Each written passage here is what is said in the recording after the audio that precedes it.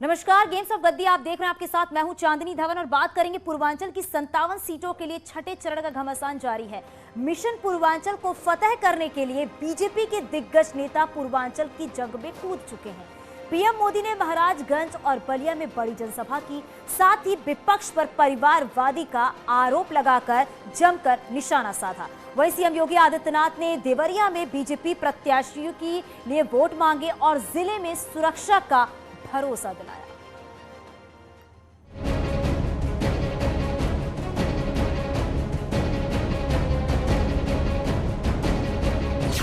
छठे चरण के लिए सियासी संग्राम जारी है।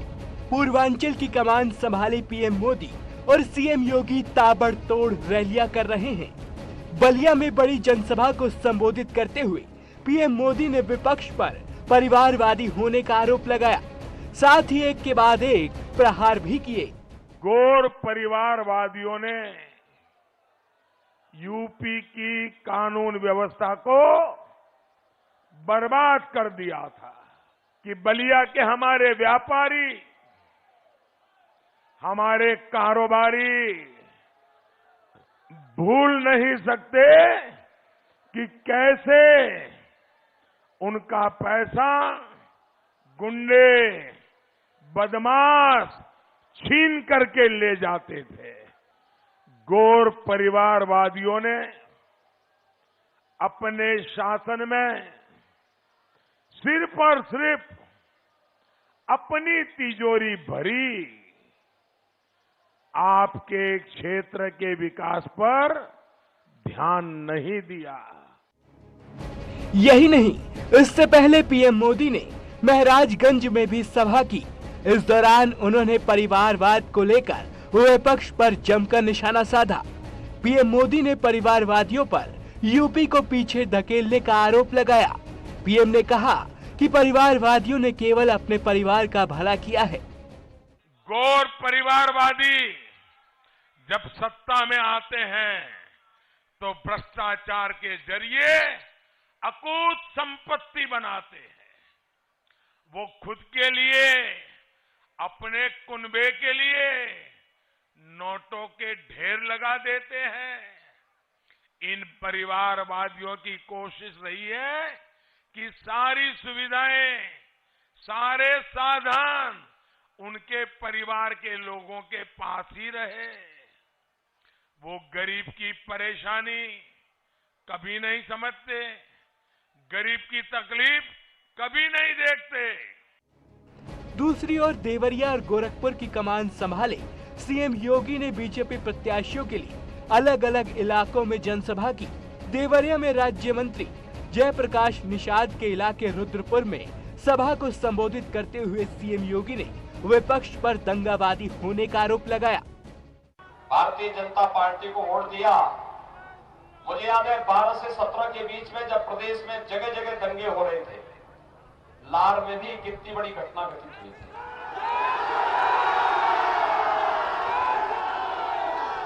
यानी दुर्गा मूर्ति विसर्जन के जुलूस को ही रोक दिया था ना, और यहां के निर्दोष लोगों को जेल में बंद कर दिया गया था। और जेल में मैं मिलने के लिए गया था, सब लोगों से मिलने के लिए गया था कि नहीं गया था। लार का मैंने दौरा किया था। 5 साल में कहीं दंगा हुआ? आज प्रदेश में दंगा नहीं होता है, क्योंकि हर दंगाई को मालूम है अब जुलूस रोकेंगे, आस्था पर प्रहार करेंगे तो उसके बाद क्या हाल होंगे उनके, उनको ही मालूम है। बलिया, देवरिया, महाराजगंज, गोरखपुर समेत पूर्वांचल के 10 जिलों में 3 मार्च को वोटिंग होनी है, जिसका फैसला 10 मार्च को हो जाएगा। जनता नेताओं के दावों और वादों को देख रही है। इसी आधार पर तय हो जाएगा कि किसके दावों में कितना दम है। Bureau report, news 18। यूपी में मतदान का आखिरी 2 चरण बचा हुआ है। छठे और 7वें चरण में पूर्वांचल की सीटों पर वोटिंग हो रही है और इसके लिए सत्ता और विपक्ष के नेताओं का घमासान जारी है। कुशीनगर में केंद्रीय गृह मंत्री अमित शाह ने बड़ी रैली की तो जौनपुर में बीजेपी के राष्ट्रीय अध्यक्ष जेपी नड्डा ने बीजेपी की कमान संभाली। दोनों दिग्गजों ने विपक्ष पर बयानों के तीर छोड़े तो अखिलेश ने भी बीजेपी पर पलटवार किया।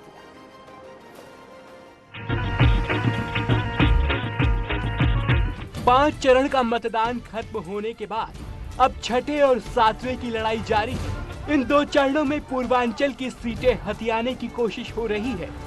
कुशीनगर में बीजेपी की रैली को संबोधित करते हुए केंद्रीय गृह मंत्री ने समाजवादी पार्टी पर जमकर वार किया। ये सपा बसपा की सरकारों ने,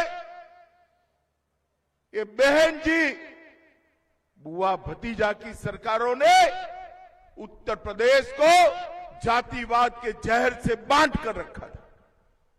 एक सरकार आती थी, एक जाति का काम करती थी, दूसरी सरकार आती थी, दूसरी जाति का काम करती थी। वहीं 7वें चरण के प्रचार के लिए जौनपुर पहुंचे बीजेपी के राष्ट्रीय अध्यक्ष जेपी नड्डा ने डबल इंजन की सरकार की जमकर तारीफ की। साथ ही समाजवादी पार्टी पर गुमराह करने का आरोप लगाया। अब खुद मोदी टीका लगाया कि नहीं, दोनों लगाया कि नहीं, बापू को लगाया कि नहीं।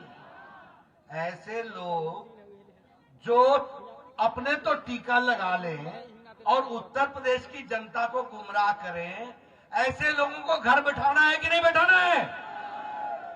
ये लोग आपके साथ गुमराह करते हैं कि नहीं करते हैं। इन्होंने आपको धोखा दिया है कि नहीं दिया है। इनको सबक सिखाना है कि नहीं सिखाना है। इनको सबक सिखाना है तो 7 तारीख को कमल का टीका लगाना है, इस बात को समझना है। वहीं समाजवादी पार्टी की कमान संभाले अखिलेश यादव भी ताबड़तोड़ रैलियां कर रहे हैं। अंबेडकर नगर में समाजवादी पार्टी के अध्यक्ष अखिलेश यादव ने जनसभा को संबोधित किया। इस दौरान उन्होंने बीजेपी पर निशाना साधा। अखिलेश ने कहा कि कोरोना काल में बीजेपी ने जनता को सुविधाएं नहीं दी। बताओ, कोरोना के समय पे जब गरीबों को दवाई की जरूरत थी, दवाई नहीं दे पाए। जब गरीबों को अस्पताल की जरूरत थी, अस्पताल नहीं दे पाए।